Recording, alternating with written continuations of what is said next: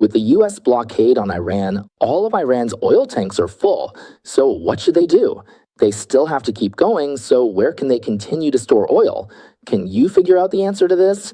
Today, Fang brings you a vivid, engaging, and true story about how Iran deals with its overflowing oil tanks. Also, what will actually happen next between the US and Iran in the current situation? The second US aircraft carrier strike group, called the USS Bush, has already arrived in the Arabian Sea. When I say the second, I mean it's the second one in the Arabian Sea, and the third one in the entire Middle East. So what does this aircraft carrier strike group want to do in the Arabian Sea? That's the second question. In addition, there's also a case involving the Southern Poverty Law Center in the US, which has now become a major scandal. I'll talk about this case today and go into some detail because this case reveals a very, very deep problem in the US right now. And another thing is, Trump was asked by a reporter, the Chinese Communist Party is getting so involved in the Iran issue, does that make you angry? Trump's answer was, I'm not angry, what's going on here? So how should we interpret Trump's reaction? That's another topic I'm bringing to you. This is Fang Wei. All right, welcome to Listen and Watch. This is Fang Wei bringing you the daily morning Good Morning America. Hello to all our YouTube viewers of the Good Morning America show. Hello to all the listeners of Sound of Hope, Silicon Valley FM 96.1. Just a quick reminder, here in the Bay Area, Sound of Hope has an FM radio station in Silicon Valley. It's the only Mandarin language FM station broadcasting on FM 96.1, and you can listen to it during your entire commute. So if you're in Silicon Valley and haven't heard about the station yet, make sure to tune in to FM 96.1. All right, let me tell you all about it. Today, I was actually planning to share a real and vivid story with everyone. But before I get into the story, let me first talk about the overall situation. First of all, the U.S. Secretary of War, Hegseth, because some viewers have said you should call him the Secretary of War, not the Secretary of Defense. Sometimes I do say Secretary of Defense, and that's not wrong either. The reason I call him Secretary of War is because that's what Trump wants to call him. As for the Secretary of Defense, well, if you really want to change the Department of Defense to the Department of War, Congress has to approve it. I've explained this to everyone before. In the US, the real boss is Congress, and the president is more like the general manager or the one running the show. That's just how it is. So, for an official name change, Congress has to pass it. If Congress doesn't approve, then it's just Trump and his people calling it that for fun. They just like calling it that, that's all. But that's not the official name, so Secretary of Defense is the proper term. Secretary of War is just what Trump likes to call it. All right, so I'll use both terms back and forth, but it's not that I'm making a mistake. Okay, so Haggerty said that Iran must abandon any efforts to pursue nuclear weapons in a meaningful and verifiable way. If they don't, Washington will keep up the pressure. The United States is not in a hurry to reach an agreement. As long as we need to keep up the blockade, we'll keep it going for as long as it takes. And he warned that Iran will face a fragile regime and a weak economy, and that Iran's economy will collapse under the relentless pressure of American power. Okay, and then? Haig said that currently only 34 non-Iranian ships have been allowed to pass through the Strait of Hormuz, while 29 ships have been turned back. The key point here is, if you try to escape and don't get blocked, the US warships can catch up and bring you back. You know those super large cruise ships, at their fastest, can only go about 15 knots per hour. That's the speed at sea. But a destroyer can go over 30 knots, basically twice as fast. No matter how far you run, they can catch up and grab you, then bring you back. Currently, the second U.S. aircraft carrier strike group in the Arabian Sea is the USS George H.W. Bush. It has already arrived in the Arabian Sea, and at the same time, the Lincoln has not withdrawn. So why are they doing this? The reason is to enforce a blockade. As you know, once you exit the Strait of Hormuz, you enter the Gulf of Oman, and from there, you reach the Arabian Sea. So after setting up their forces in this area, the U.S. has about 19 warships there. But these 19 ships also include the USS Ford aircraft carrier strike group, which is currently deployed in the Red Sea, keeping an eye on the Bab el-Mandeb Strait over there. So this is an unprecedented deployment of 3 aircraft carrier strike groups in decades. So with this deployment in the Middle East, it's an unprecedented amount of pressure. In addition, there are 7 more warships in the Arabian Sea that are not part of any aircraft carrier strike group, making a total of 26 warships altogether. In short, it's like locking down the Strait of Hormuz as tightly as an iron barrel. We're calling it locking down in return because Iran first locked out the US, and now the US is locking them out in return. As for Iran, their parliamentary speaker, Khalibaf, has now resigned from his position as chief negotiator. Now, whether he resigned on his own or was forced out, we don't know for sure, but it's pretty obvious he was forced out, right? He wasn't tough enough. Actually, if you listen to his speeches, he sounded pretty tough. Even though he talked tough, he still got removed. What does that mean? It just means he wasn't tough enough. That's the situation. There are even rumors going around that he might even lose his position as speaker, but right now, nobody knows for sure. Over in Pakistan, they're still desperately trying to mediate. They want to play the role of a go-between, to be the good guy. Now, apparently, there's news that the remaining foreign minister, called Aragachi, will be running channels on Friday. Today, actually. He'll be in Islamabad, Pakistan, waiting there for negotiations with the US, but the US might not even send anyone. So basically, for such a negotiation that's supposed to end the war, they're just sending a foreign minister. There's not even a top leader involved. It's like sending a gopher, someone just to run errands. The foreign minister in this situation is almost like an assistant. So who is the US going to send? Well, even if they talk, will it actually count for anything? That's the question here. So the US might not even respond. That's the current situation. Now, on the Chinese side, actually, the Saudi crown prince had a phone call with Xi Jinping. Of course, they're still hoping that Xi Jinping can mediate this Iran war, meaning they want Iran to agree to a ceasefire. So what impact does this have on the Chinese Communist Party right now? Actually, Iran's blockade of the strait and the US's counter-blockade of the strait has basically put a chokehold on the CCP. It's like grabbing them by the throat. This is the first blow to the CCP, the first layer of harm. Second, by secretly supporting Iran and getting caught by the US, they've offended Trump. This is the second blow. Third, and this is something many people haven't considered, but it has a huge impact on China, by supporting Iran, they've ended up offending the Gulf countries, including Saudi Arabia, the UAE, and others. In reality, they've made enemies of these countries. This is the third blow because the CCP actually imports a lot of oil from the Gulf region ever since the Gulf War. The amount of oil they import from the Gulf is several times greater than the cheap oil they get from Iran. So that's the relationship. Now, if we look at the current situation, actually the biggest pressure brought by the Gulf War, let me share my view with everyone. The biggest pressure, who caused it? The first level of pressure comes from Iran itself, because Iran has a very strong need to survive through the Strait of Hormuz. If it gets blocked, Iran is finished. None of its oil can get out. Nothing can be transported. That's the first level. The second level is actually the harm done to the Gulf countries themselves.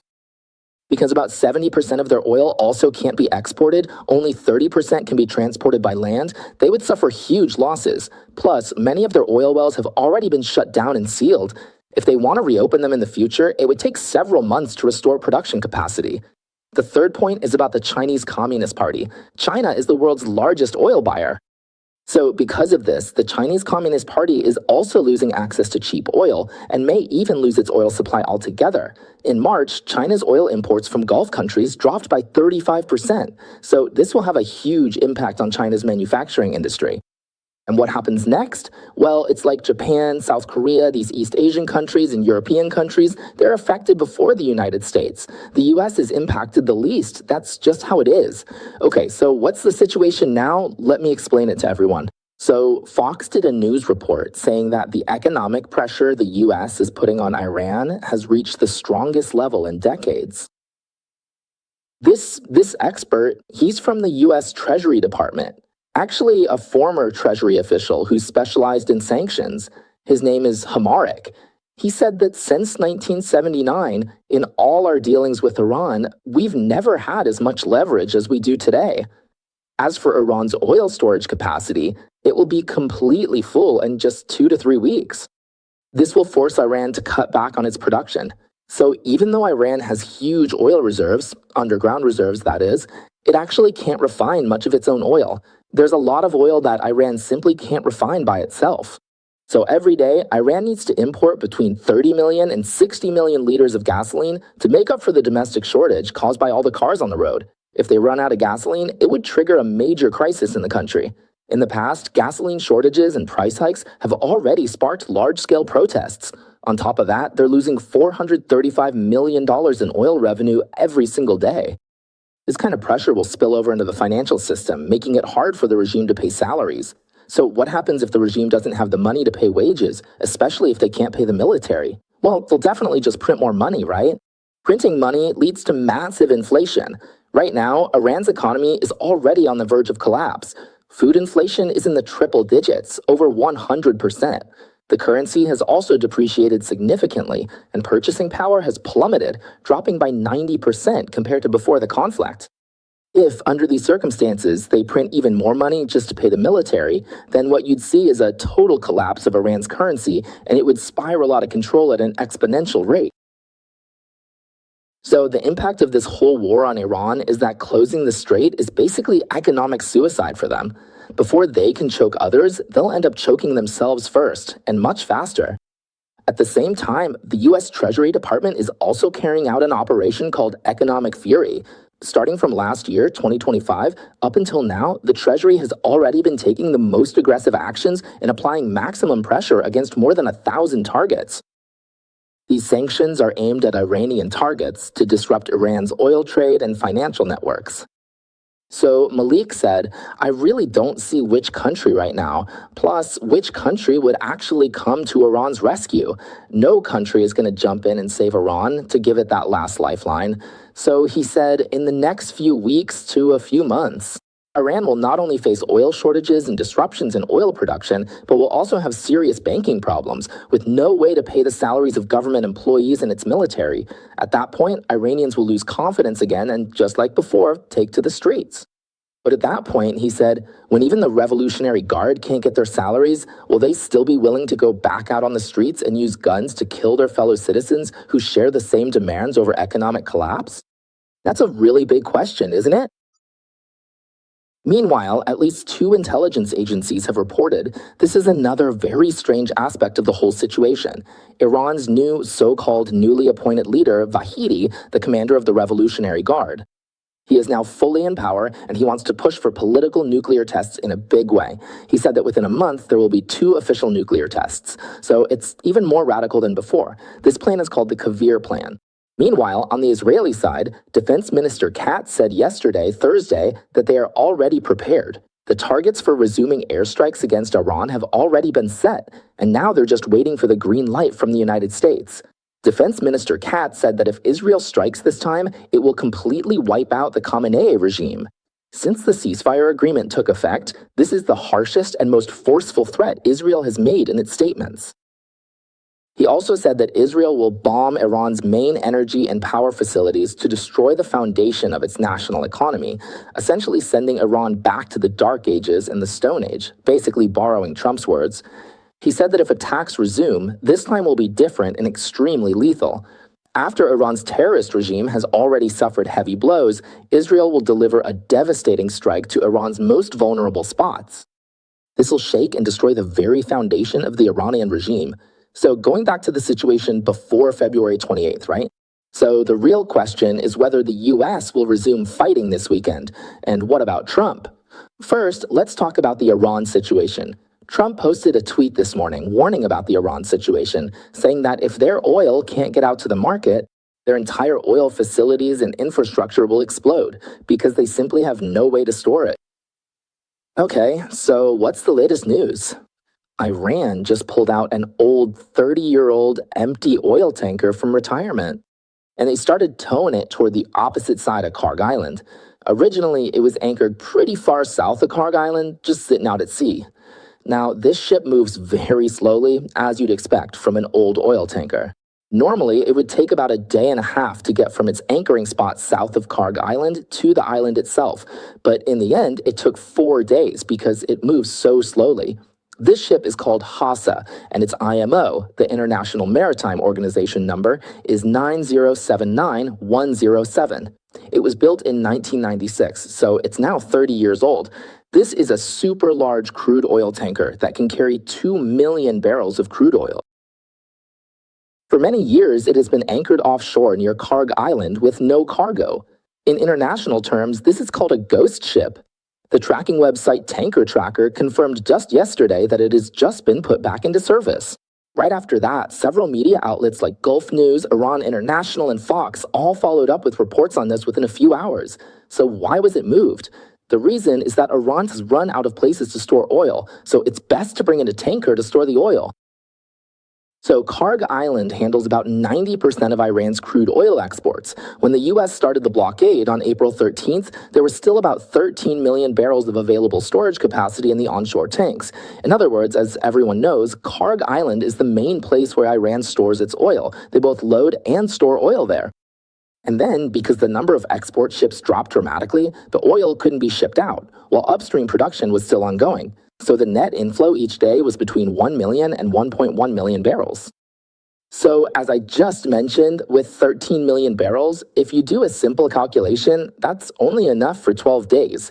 Now, we know that this window will close by the end of this week. By April 27th, everything will be completely full. So for Iran, this Nasha ship, this old vessel, is not really a strategy, but rather a strategy when there is no other strategy. This ship can hold 2 million barrels, so it basically becomes it's basically a floating oil storage vessel. But how much can it really help? All it can do is buy Iran's upstream production about 48 more hours, just 2 days. After that, it's still full. Iran's oil fields are generally in the south, by the way. Most of Iran's large oil fields are in places called Azmari and Bangistan. These areas are carbonate rock formations, which means they have high permeability and strong water drive systems. If the oil is really shut off, if you stop production, the reservoir loses its pressure support. Then several destructive mechanisms can be triggered at the same time. One is the water coning phenomenon. As you know, oil floats on top because it's lighter, and water, being heavier, stays at the bottom. But once the oil starts flowing upward and outward, if the top is sealed off, the pressure below decreases, causing the water to move upward in a cone shape. This is called water coning, or water influx, or simply water coning. This results in oil and water mixing together, and once this kind of seepage forms, it's actually irreversible. If you reopen the well and start production again in the future, the water will come up first. There will be less oil coming up, and that's a problem. There's also what's called fine particles in the oil. If the oil pores get filled with water, that's another issue that can't really be solved. Another thing is the formation itself. Like I mentioned yesterday, under changing pressure, it can get compacted, which can make it impossible to extract the oil later on. Plus, when the salinity or pH value changes, the clay can swell up. In short, according to professional estimates, if the current oil wells are shut down, it could cause a permanent loss of 300,000 to 500,000 barrels of production per day. Iran's daily production capacity is less than 2 million barrels. So that means they would lose about a quarter of their capacity. So, as a country with the third largest oil reserves in the world, well, do you know which country actually has the largest oil reserves in the world? First, we all know it's Venezuela, right?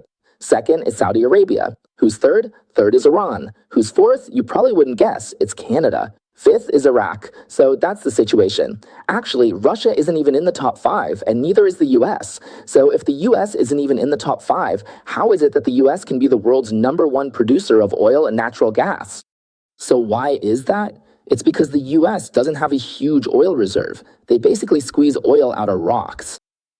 The US uses shale oil, extracting oil from shale. This method is very expensive and requires advanced technology. Right now, only one country can do this on a large scale, and that's the United States. So it's really like squeezing oil out of rocks. This is something the US can actually pull off. And after they succeeded, the amount of oil and gas they produce from rocks alone surpassed everyone else. Right now, the US produces more than the second place. If you add up Saudi Arabia and Russia together, they still can't match the US alone. Just think about how powerful America's technological capabilities are. Anyway, no matter how you look at it, for Iran, a country with the third largest oil reserves in the world, they now have to bring back a retired cruise ship from 30 years ago just to buy themselves an extra 48 hours. So what does this mean? It means Iran is out of options. It's like dragging a corpse out of the Persian Gulf, begging it to help them hold on for just 2 more days. That's really the situation. So what's going on with the Iranian regime now? Well, they're stuck between blocking the strait and shutting down the oil wells. In English, it's between a rock and a hard place. No matter which way they go, neither path is really an option. So now, through its actions, Iran is telling the whole world that it's out of moves. The oil underground isn't going to negotiate with this regime. It's not like dealing with the United States. So what does that mean? Meanwhile, yesterday, Trump posted saying, "For those who think I'm in a hurry to end the war, take note. I might be the least pressured person ever to sit in this position, so I've got plenty of time." He said the deal with Iran will only be made when it's right for us, our allies, and the world. So I'm not in a rush to end the conflict with Iran. We have all the time in the world, but Iran doesn't. So he continued, he said, "The blockade on Iran is airtight and extremely strong. Their navy, air force, air defense, and even their leaders are gone. So what are they going to do now? The world is watching. What will Iran do in 3 days? And what about that NASA ship? It might not even finish loading oil in time. It's moving so slowly, it'll take 4 days to arrive." Anyway, after it's fully loaded, it'll just take another 2 days. So I still think that by the weekend, even though all the reasons suggest that Iran not only won't negotiate on Tuesday, but also won't negotiate on Friday, the question is, will the US strike or not? They probably should strike, but I don't think they will. I really don't. So let's just see how things play out. Because Trump is just waiting for your oil tanks to be full, then what are you going to do? All right, next, let's look at this major piece of news from the US. For friends outside of America, you might not really be aware of it, or maybe you haven't paid much attention to it, but I'm specifically bringing it up, and I'll spend a bit more time talking about this news. The reason is that some of the internal aspects are really worth analyzing. This is a very profound and fundamental issue in the United States. So what's the situation here? Let me first introduce it to everyone. There's a very famous organization in the US called the Southern Poverty Law Center, or SPLC for short. In the US, this organization actually has a huge amount of influence and credibility. Well, this law center is now being charged by the federal government with fraud, and it's being called one of the biggest political scams in American history. So, as Trump mentioned, Trump recently tweeted about the Southern Poverty Law Center. Just like Act Blue and other scams, he said this is another Democratic scam. If this is true, then the 2020 presidential election should be permanently erased and would have no validity at all. Thank you all for paying attention to this matter. So, what's going on here? So, what's the situation here? What is the Southern Poverty Law Center? Well, this center, known as the SPLC, was founded in 1971. Its headquarters were set up in Montgomery, Alabama, and they're still there today. As we all know, on December 1st, 1955, a black female seamstress named Rosa Parks refused to give up her seat to a white passenger on a bus in Montgomery because of the segregation laws at the time. At that time, black people weren't allowed to sit in the front, but she sat in the front and refused to move, so she was arrested according to the law. After her arrest, this sparked the civil rights movement of the 1950s and 1960s, especially in the 1960s. Montgomery thus became one of the birthplaces of the civil rights movement. Later on, in this place, the Southern Poverty Law Center was established. It specializes in filing lawsuits against groups that practice racial discrimination. Their method is to use civil lawsuits to bankrupt these organizations. They sued many groups like the Ku Klux Klan and other white supremacists, and they won. There were several landmark cases, like the one against the Alabama KKK, where they won $7 million. They also won several million against the Aryan Nations group, and there were cases against the White Aryan Resistance and the Imperial KKK, among others. In the case against the Imperial KKK, they won $12 million. So for a while, they became very famous. The organizations I mentioned earlier had to disband because they lost these lawsuits and couldn't afford to pay the huge settlements. So this became a very significant event in history. He also became quite famous, and later on he started publishing an annual list of so-called hate groups, meaning any group that harbors hatred toward black people. He put his son on his blacklist, and then created a database of hate groups, as well as something called a hate map. All of these things became symbolic indicators, you could say, or benchmarks. Later on, the mainstream media, nowadays often called the left-leaning media, widely cited these, and it became an important reference point in public policy discussions in the US. For a time, this organization became very authoritative and was frequently quoted by the media. So tech companies also used the list they provided as a reference to ban accounts and restrict advertising. So its influence was once very significant, but in recent years it has also faced a lot of criticism in several areas. One area is that it has been accused of labeling mainstream conservative organizations, like Christian groups and organizations opposing illegal immigration, as so-called hate groups, and has been criticized for being overly politicized. The second issue is that the SPLC, this legal center, has had multiple internal scandals exposed. This includes former employees accusing top management of engaging in racial discrimination and sexual harassment, which led to its founder, Maurice Dees, being forced to resign, and a restructuring of the leadership. The third issue is, what else has this legal center done? Its assets have exceeded several hundred million, over $700 million.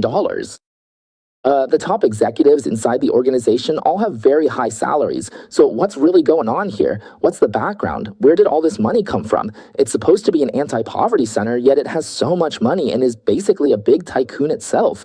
What's the deal with that? Where did all this money come from? Why is there so much? Who gave it and for what purpose? These are all questions that have been raised about it for a long time, especially recently.